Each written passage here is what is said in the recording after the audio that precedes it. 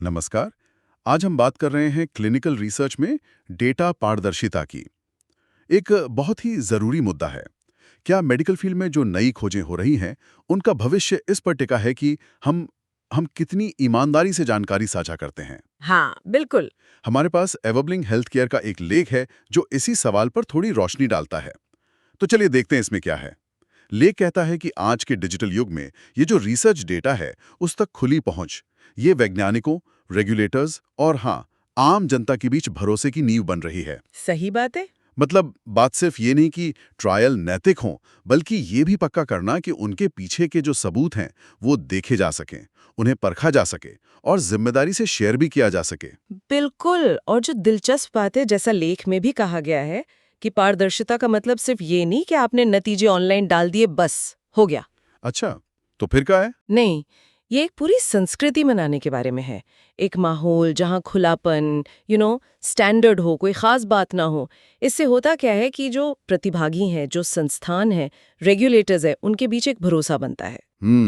भरोसा। और जब डेटा खुला होता है तो कोई और भी उसे चेक कर सकता है, वेरीफाई कर सकता है। इससे विश्वसनीयता बढ़ती है। ये तो है। और जब सब सीखते हैं एक दूसरे से, तो वैज्ञानिक तरक्की भी तेज होती है और नैतिकता तो मजबूत होती है। हम्म। खासकर आजकल जब गलत जानकारी इतनी तेजी से फैलती है, तो ये पारदर्शिता ही है जो दवा में लोगों का विश्वास बनाए रख सकती है। हाँ, ये गलत जानकारी वाला पॉइंट तो बहुत अहम है।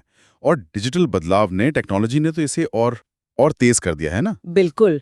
टेक्नोलॉजी से अब डेटा को ज्यादा सटीकता से और तेजी से इकट्ठा करना, एनालाइज करना, शेयर करना मुमकिन हो गया है। जैसे लेख में कुछ नाम थे, ईडीसी सिस्टम्स। गलतियां भी कम होती हैं। फिर clinicaltrials.gov जैसी पब्लिक रजिस्ट्रीज हैं, जहां ये बताना पड़ता है कि कौन सा ट्रायल चल रहा है, कुछ छुपा नहीं सकते। अच्छा। और विवली जैसे प्लेटफॉर्म्स भी हैं जो डेटा शेयर करने में मदद करते हैं। एक तरह की लाइब्रेरी समझ लीजिए रिसर्च डेटा की। तो टेक्नोलॉजी तो मदद कर ही रही है, लेकिन सरकारी नियम कायदे, रेगुलेटर्स जैसे एफडीए, ईएमए का जिक्र था। हाँ बिल्कुल, उनकी भूमिका बहुत बड़ी है। अमेरिका में एफडीए हो या यूरोप में ईएमए, ये एजेंसीज अब पारदर्शिता को लेकर ज्यादा सख्त हो रही हैं। वो अब अनिवार्य कर रही हैं कि ट्रायल रजिस्टर हो, उनके नतीजे पब्लिक प्लेटफॉर्म पर रिपोर्ट किए जाएं। ओके। और यूरोप का जो जीडीपीआर कानून है, वो भी एक तरह से डेटा सुरक्षा और जिम्मेदार शेयरिंग के बीच एक बैलेंस बनाने की कोशिश करता है। ये बैलेंस वाली बात ये जरूरी है, क्योंकि खुलापन चाहिए, पर चुनौतियां भी तो होंगी। हाँ बिल्कुल है। लेख में जैसे लिखा है, प्रतिभागी की प्राइवेसी का सवाल है, डेटा की गलत व्याख्या हो सकती है। हाँ, प्राइवेसी तो सबसे ऊपर है। मरीज का डेटा बहुत संवेदनशील होता है, उसे गोपनीय रखना पहली प्राथमिकता है। एनोनिमाइज करना यानी पहचान हटाना एक तरीका है, पर वो भी हमेशा आसान नहीं होता। और गलत व्याख्या का क्या? अगर अधूरा डेटा किसी के हाथ लग गया तो? वही, ये भी एक बड़ा जोखिम है। बिना सही संदर्भ के डेटा का गलत मतलब निकाला जा सकता है। फायदे की जगह नुकसान हो सकता है। और छोटे संगठनों के लिए, उनके पास इतने संसाधन होते हैं ये सब करने के लिए? ये भी एक मुद्दा है। छोटे रिसर्च ग्रुप्स या कंपनियों के लिए ये सारे सिस्टम और नियम लागू करना महंगा और थोड़ा मुश्किल हो सकता है। तो फिर इसका हल क्या है? इन चुनौतियों से कैसे निपटा जाए? सिर्फ नियम बना देने से तो नहीं होगा। नहीं, सिर्फ नियमों से नहीं, संस्थानों को खुद भी आगे आना होगा। जैसे डेटा गवर्नेंस की मजबूत पॉलिसीज बनाएं। मतलब डेटा कैसे हैंडल होगा, कैसे शेयर होगा, इसके साफ नियम हो। और शोधकर्ताओं को खेम दें। उन्हें पता हो कि इसके नैतिक और तकनीकी पहलू क्या हैं। आपस में सहयोग को बढ़ावा दें। और हाँ, एक और दिलचस्प बात है, नई तकनीकें जैसे ब्लॉकचेन या एआई। अच्छा, वो कैसे मदद कर सकती हैं? देखिए, ये तकनीकें डेटा को ज्यादा सुरक्षित रखने में या फिर उसे बेहतर तरीके से एनालाइज करने में शायद मदद कर सकती हैं।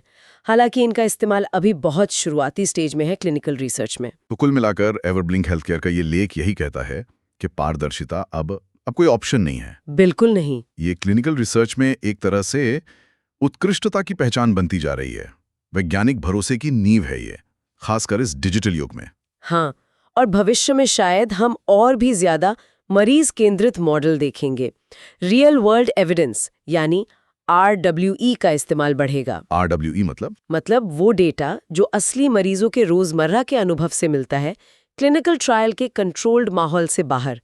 इससे शायद लोगों का अपने डेटा पर ज्यादा कंट्रोल होगा। ये तो दिलचस्प है। और ये सब हमें एक जरूरी सवाल पर लाता है क्या?